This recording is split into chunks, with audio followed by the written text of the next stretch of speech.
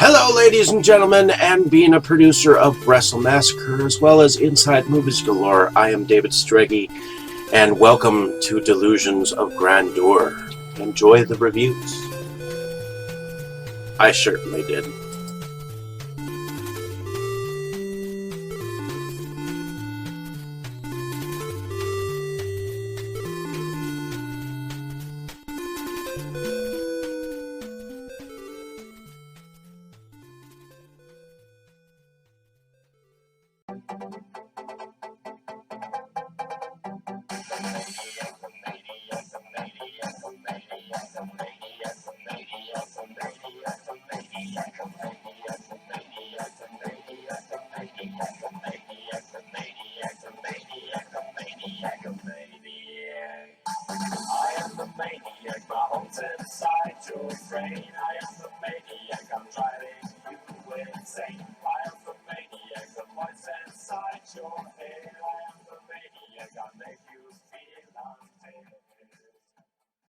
Okay, Dave, that's it. Screw you and your college flunkies. I've had enough of this from you and from everyone else. I know what you guys are trying to do. Break me down, drive me out of the force. Well, it's going to take a hell of a lot more than a lame prank like this to get Curtis Mooney to throw in his badge, so fuck you. Over. Did you miss me?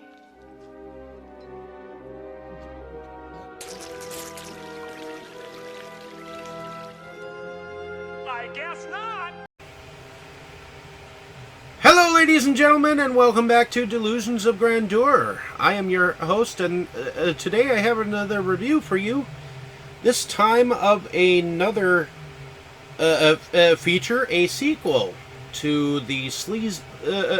Well, it was distributed by Sleazebox, but it was produced by Falcon Video Limited again. But it was also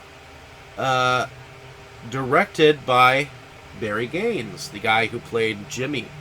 From what I understand, he was a friend of Detective Jackson from the first film.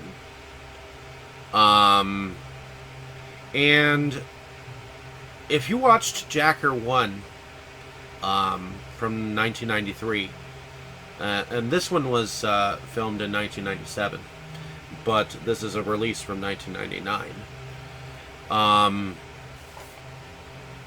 It starts pretty much right after the first one, because, spoiler alert,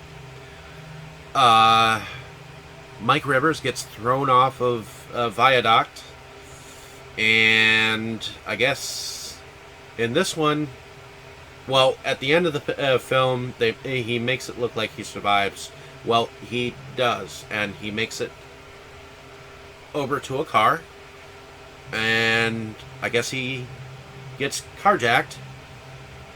On the other hand, Detective Jackson is still out of a job, but he seems to be still following the case of the carjacker.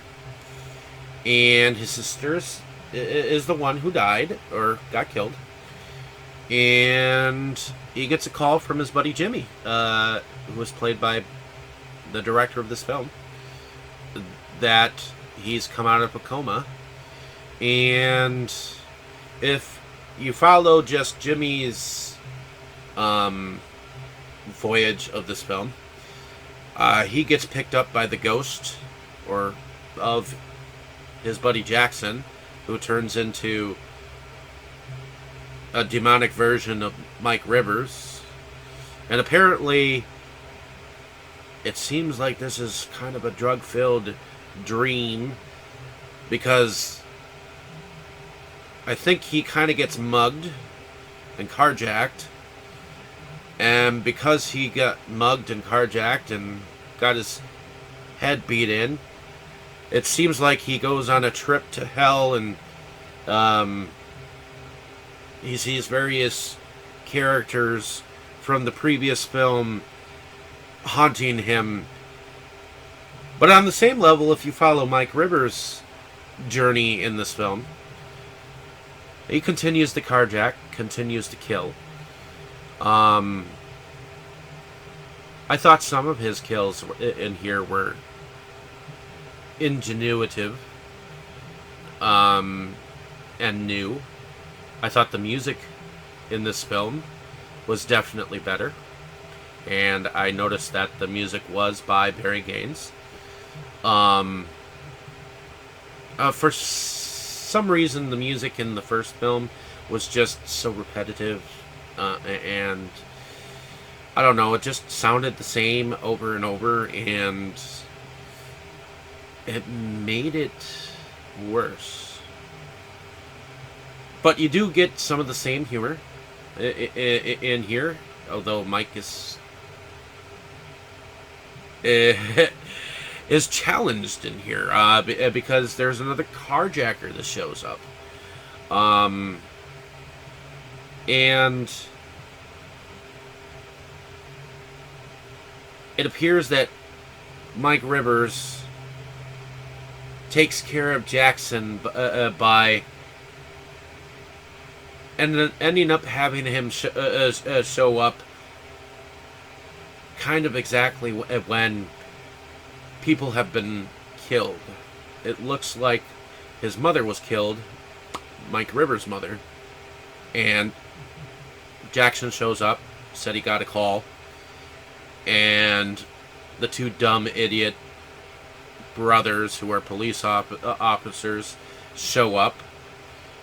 Jackson has a fight with one of them, the other shoots him, and then that detective gets suspended, and so does the other guy. But there are three brothers who are detectives, and there ends up being one left in the end. And they're still following the case, even though it's closed. And there is one person that shows up in here that is kind of a name. Believe her name was Michelle Giletto. Let's see, Giliato, and she played Valerie, I believe, on Kevin Smith's first film, Clerks. I thought she was fairly young here still. And I thought it was kind of a strange part because she ended up being a character that was at a bank, and he followed her to her place, and he kind of handcuffed her and roughed her up, and she kind of followed, and I guess she ended up being some kind of PI or something like that. It was a very odd segment of the film, but it was nice to see her show up in here.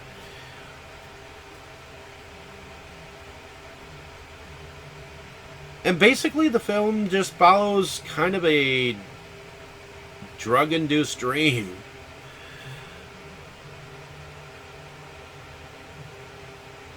Where I think it just kind of ties up everything in the end with a weird sort of mental battle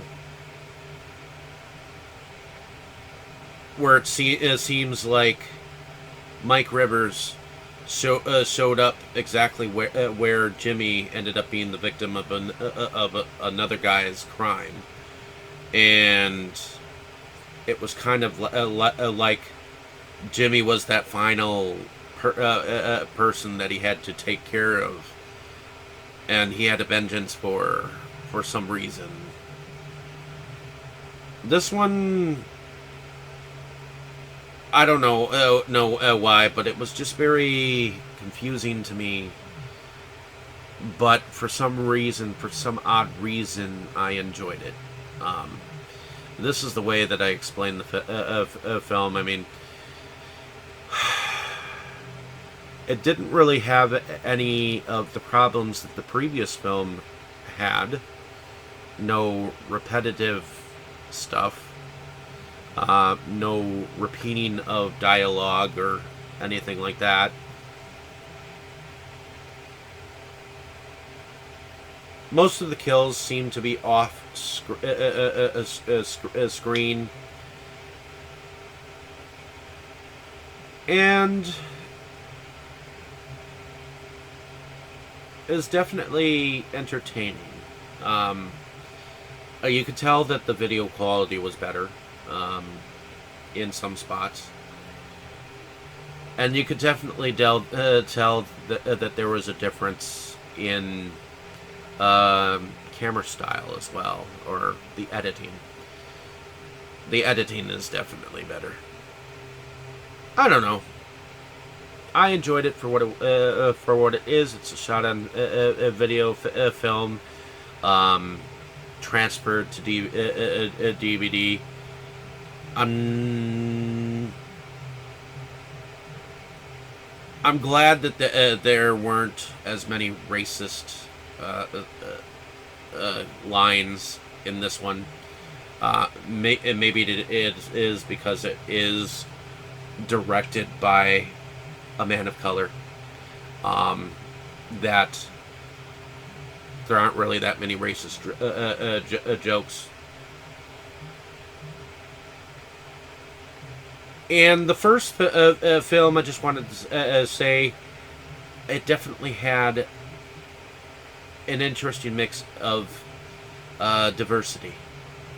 And this one seemed to have mainly white folks, maybe. I don't know. It's not that I didn't enjoy it. It was definitely worth my while to see to at least complete the circle of fates, so to speak. But this one was called Jacker 2: Descent to Hell. So, in any case, hopefully you enjoyed my description of this film. Like and subscribe to my page if you're not. I guess the acting was pretty decent. Not sure if I said that,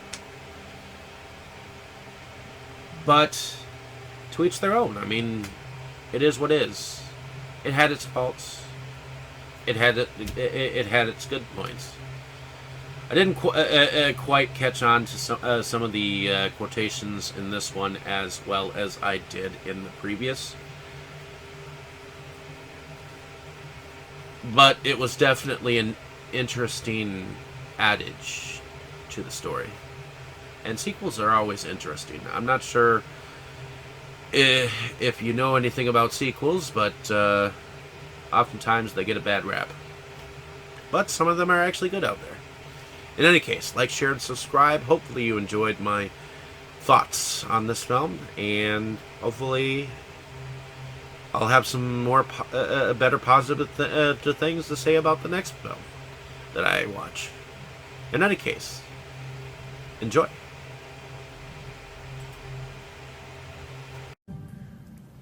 You were good, kid, real good. But as long as I'm around, you'll always be second best, see?